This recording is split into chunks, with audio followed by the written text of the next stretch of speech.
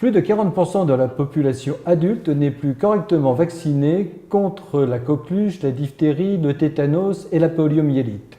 Et ceci s'aggrave dans les catégories socioprofessionnelles les plus défavorisées, mais aussi et surtout en fonction de l'âge. Ceci traduit finalement l'échec des politiques vaccinales à l'égard des adultes, et notamment ceux de plus de 60 ans, alors que ce sont les plus à même à risquer de se faire contaminer par le tétanos, par exemple, lors d'activités telles que le jardinage. Les seniors sont hélas totalement convaincus que la protection vaccinale dont ils ont bénéficié il y a 30 à 50 ans continue de perdurer. C'est faux car la protection vaccinale va chuter au terme de 10 ans et des rappels sont donc impérativement nécessaires. Inciter les adultes à se faire vacciner est par contre une situation assez difficile car jusqu'à l'apparition des maladies chroniques invalidantes, il s'agit bien sûr d'une population en bonne santé qui globalement ne va consulter son médecin qu'extrêmement rarement à l'occasion d'une grippe ou d'une gastro-entérite. Un argument supplémentaire en faveur de la vaccination réside dans la vaccination contre la coqueluche.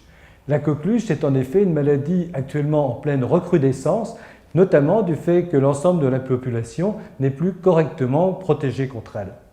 Il faut d'ailleurs savoir penser au diagnostic de coqueluche devant toute personne qui tousse durant plus de 10 jours sans qu'aucune origine n'ait été clairement établie.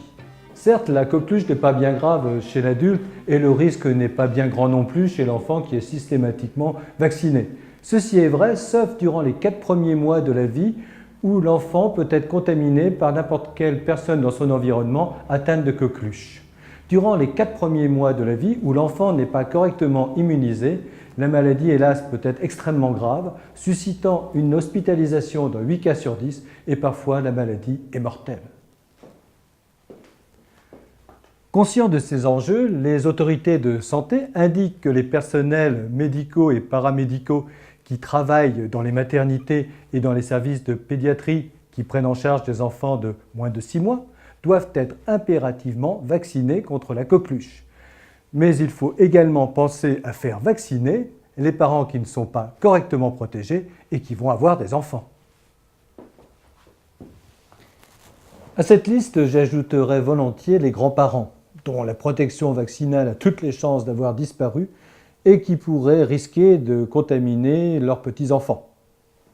En fait, la vaccination contre la coqueluche pourrait être une bonne occasion pour refaire faire toutes les vaccinations.